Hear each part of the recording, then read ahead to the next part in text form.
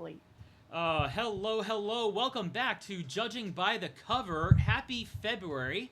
Um, we are looking today at a game from. Now it says Electronic Arts, but the game was produced by a studio called Surgent Studio, and this is called Tales of Kenzara ZAU.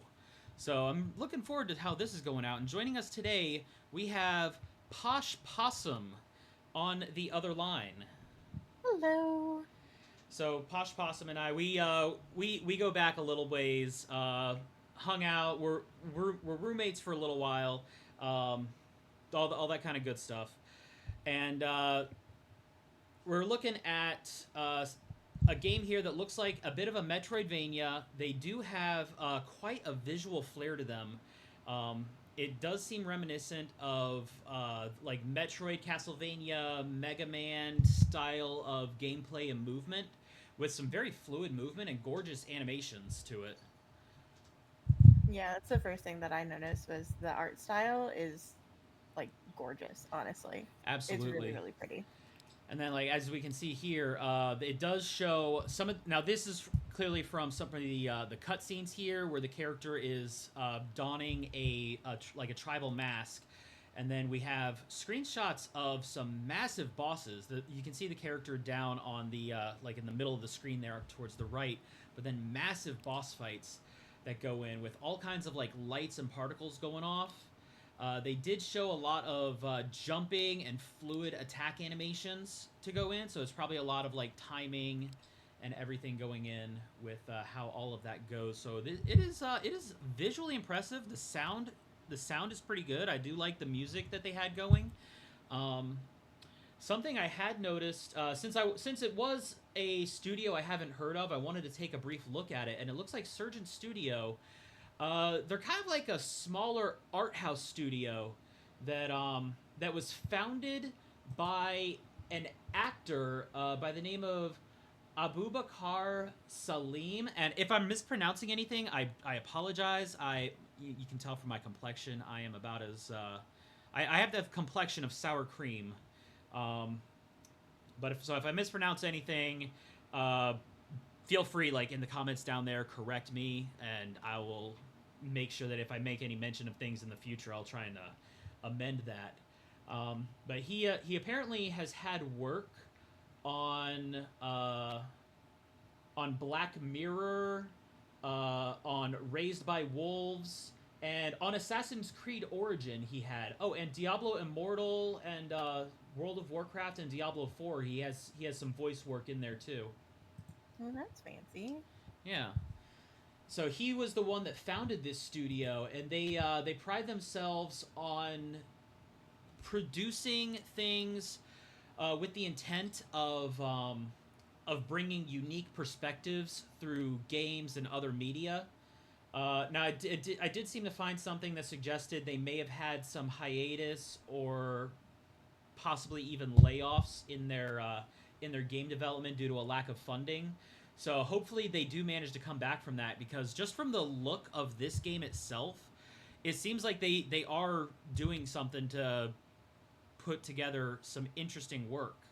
Um, Looking at the narrative here, it tells us that a grieving boy begins to read a Bantu tale written by his late father. So it seems to be drawing inspiration from South African folklore, with Mm.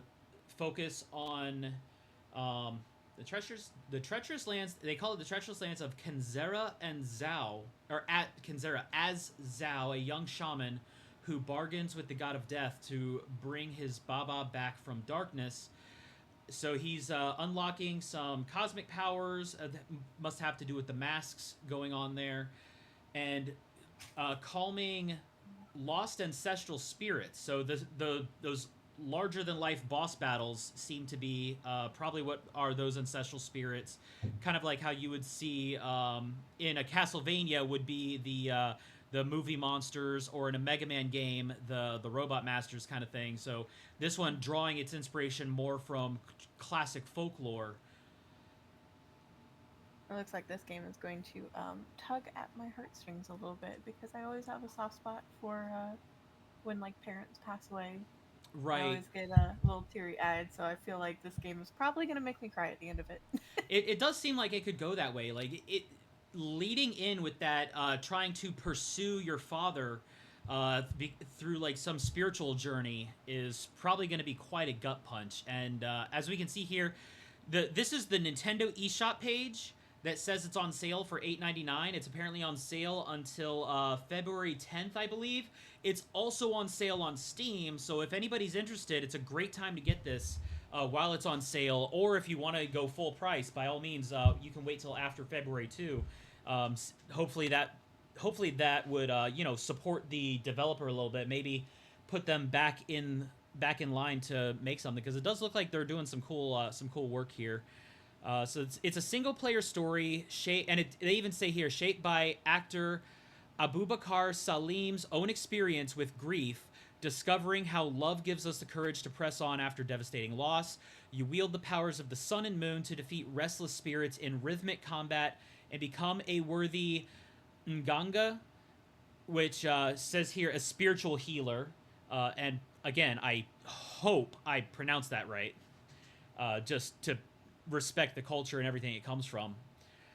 So we're discovering a rich universe with untold lore of chaos and order, and journeying through a mystical 2.5D realm awash with color and depth. And we can see from the trailer, the color is all over the place. The characters and everything just pop off the screen, so you can see everything going on.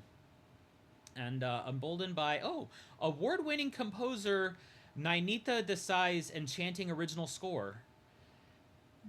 And they I even like. point out here, the entertainment studio founded by Salim, who, and it shows they did work on Assassin's Creed and Raised by Wolves.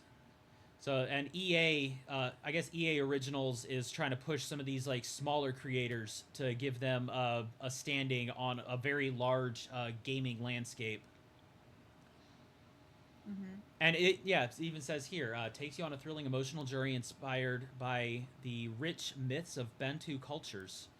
So that is something like this is something that I could see myself picking up, especially on sale for $9. Like that is an amazing sale price for what looks like a very thrilling game, even if it's only like 4 or 6 hours long to get through the main part of the game.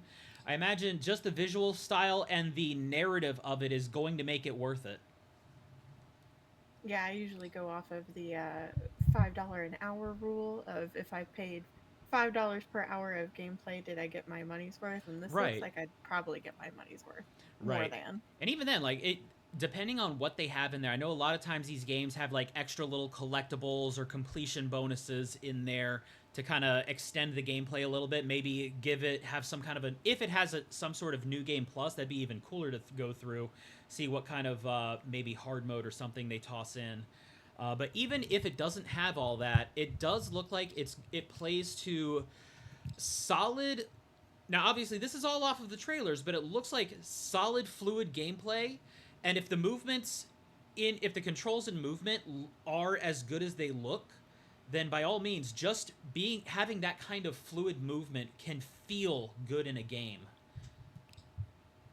Oh, for sure. And of course, the storyline backing it. I know I Right. always like games that have like a deep meaning behind them, so that Especially, pulls a little bit for me. right, especially knowing that the creator himself Mm-hmm. uh, seems to have put the story together from his own experiences.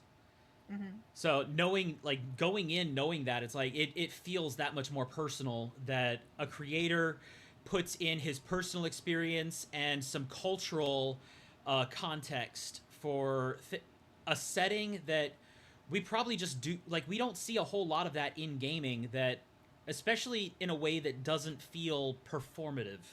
um, Mm-hmm. I know, call me like, what woke liberal thinking, like trying to look for something, but like it. I like to see things I do enjoy seeing things from outside of what I would typically expect in my perspective. Yeah, this feels like a passion project, not something to push numbers. Yeah, exactly. And considering that the Surgeon Studio from the little search I did does seem to suggest that they were having some issues with funding. Um, it does seem like that, like that's often a cost of a passion project is you put so much into it, and that might be the only project you get out. So hopefully that, I do hope that based on how it looks, I'm rating this one a 10 out of 10, especially on the sale with the sale price. Make that an 11. I know I'm kind of hyping up the Herald here on this, but it looks fun, it looks beautiful, and it looks like something that people all over could appreciate, regardless of what anybody's personal background is. Yeah, I'd give it a 10 out of 10 just for visual style alone and the fact that it came from a place of his own, grief and healing. That's going to be that's going to be a really good game. Mm-hmm. And hopefully the I do hope. Now I know EA has been in some hot water over some of their business practices or some of their production philosophy, but if they're going to go and like help support projects like this, I do hope that that kind of thing, that the large companies can do that to keep up the atmosphere that helps like the smaller indie developers put those things out, because there's a lot of indie projects that look so good and you want them to do well, but just because of a lack of exposure, it can often make it suffer. So I think after the review, this is one that I would hands down go ahead and buy, especially if I can get it on sale. A lot of times I do say that if the game goes on sale, I there's like maybe a 50-50 chance I get it depending on how much time I have to put into it. But with this one, like this is one that I'm sold on based on the price, like what I'm looking at right here. I completely agree. I don't really have much to add on that one. Honestly, it just looks like a really good game, and I mean, it looks like it's pretty well polished, at least from the gameplay trailer. Yeah. It looks very polished, and it looks like, especially the particle effects were the first thing I noticed. I was like, "Ooh, okay, particles." Yeah. Especially like what we got, like this horned boss here, and the mask scene Hmm. where these two masks seem to combine over the character as he gets like this glowing aura around his hands and face that Hmm. that's why I thought it felt kind of like a like certain Mega Man games. Like I think the Mega Man ZX games had something like that, where you would have like cores activate that would like augment you and give you different movement and attack abilities, as like that went beyond the old Mega Man that basically just gave you a different Buster upgrade or something. Hmm. Um, and What the it looks like to me is the two different masks, because one of them they specifically called out in the description there that it was the power of the sun and the moon. So right. it looks like you might go between the two abilities while you're playing.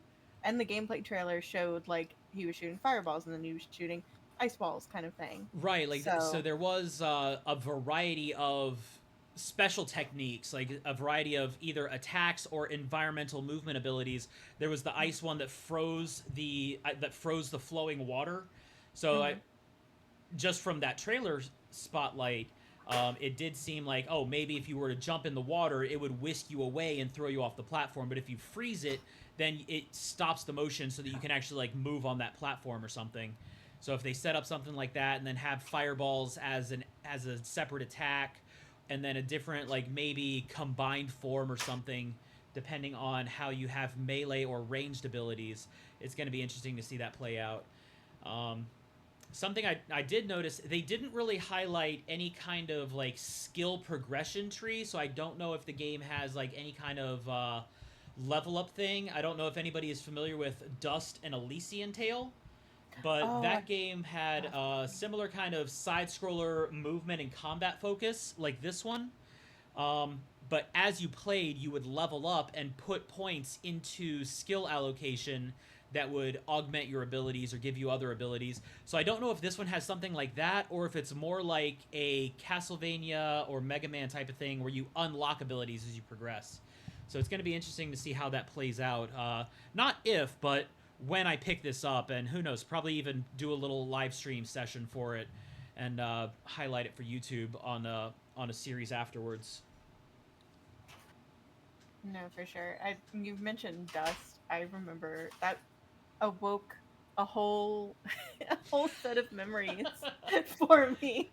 And I uh, remember crying for that game too. I So, know, you yeah, the know. ending of that one made me cry, and just it was that kind of tragic story where, um, depending on how things play out, like with this, the main character chasing after his deceased father, it seems like the story that I don't know if I don't know if there is a happy ending to this, and it wouldn't shock me if there is no happy ending. Like there's probably there I could imagine there being a good ending and a bad ending, but maybe even the good ending isn't necessarily the happily ever after that somebody would want in pursuing their family like that. Considering that their father has already passed, it might be more of a telling of coming to terms with that, since they did highlight that the creator wrote the story out of their own experiences with grief. So it could be a matter of fighting through the world, trying to come to terms with that grief. Yeah, almost like going through the different stages of the grief Right. together with the player, fighting, whatever demons that you may come across when Exactly. you're going through that journey. And since the whole thing is based on, they did say lost ancestral spirits. Um, I would now this is just my guess. I would guess that those spirits are probably like manifestations of his own. Like he encounters those lost spirits out of a kind of kinship, being lost in his own respect. Hmm. And if that's how it plays out, I would love to see it play out. If that's not how it plays out, I'm interested to see what direction it goes in. Yeah, those are all like we can guess, but we should definitely play the game Yeah, and to find out. and like I've said before, we say it in the beginning. This is judging by the cover, where I am reviewing and making my judgment of this game based solely on what we see here on the shop page. The Steam shop page looks about the same, and I do encourage people to give it a look if it looks like something that interests you. If you like Metroidvania and flashy platforming, this is probably going to be a fun game for you to play, especially for that kind of a price. That's frankly, it's less than a movie ticket. So you get a narrative action game for cheaper than a trip to the movies. I agree. Honestly, this would be under the $10 and under bundle on Steam, because you know how they have those different sections of the 5 and under and the 10 and under. It Right. fits.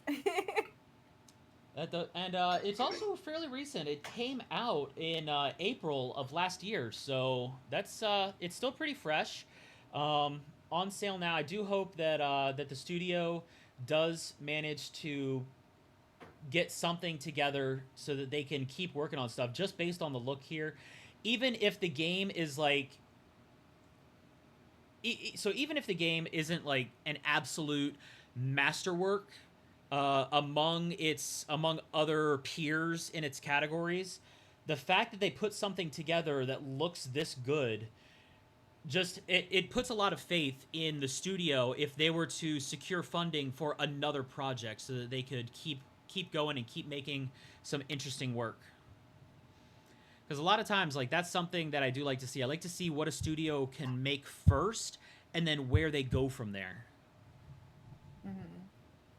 Because imagine how much they could grow from being just, side scrolling. Not saying that side scrolling is easy Right. by any means, because it's not. But seeing where they come from, like this game, which is a side scroller, to, maybe something more like open world or Right. even. If they were to put together like even if they were to stay in the same universe with it and have like a different story, different character, different narrative, Mhm.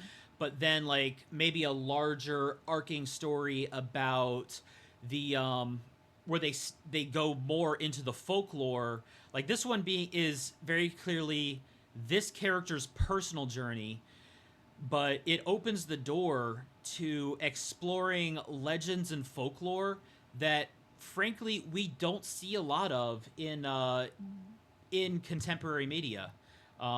Because there's a lot of mythologies out there in the world that are amazing and fascinating when you get into the minutia of it, but they just don't get the attention because the things get so muddled through history and everything that a lot of legends are maybe not lost to time, but it's hard to pinpoint what the original legend is because of meddling and rewriting and trying to make things fit for like more for what kind of becomes mainstream throughout history. Mhm. It's So kinda like how, Senua's sacrifice kinda goes through that kind of thing, like a personal view right, of something that is happening to them, but kind of expands into, well, now you can open up the door to all of these other, possibilities of mental health and all of that stuff exactly. from the same branch, like branching off from it. And with that, I think that pretty much settles it. Like this is a purchase for me. I'm probably gonna hit that proceed to purchase button as we sign off here, and be giving it a look as I go through it. I'm gonna try and go through and see like when names come up. I'm probably gonna go ahead and look up those names to see like where they come from in their traditional folklore, just to kind of get that background, because that's also a way to just kind of expose ourselves to cultures around the world, is to see what kind of like what those cultures inspired, and have that little bit of tangential learning, just to see some very interesting combinations and interesting perspectives that we have going on, especially like with this whole sun and moon dichotomy. I haven't seen a lot of sun and moon stuff going on since Pokemon, and that was a while ago for that series.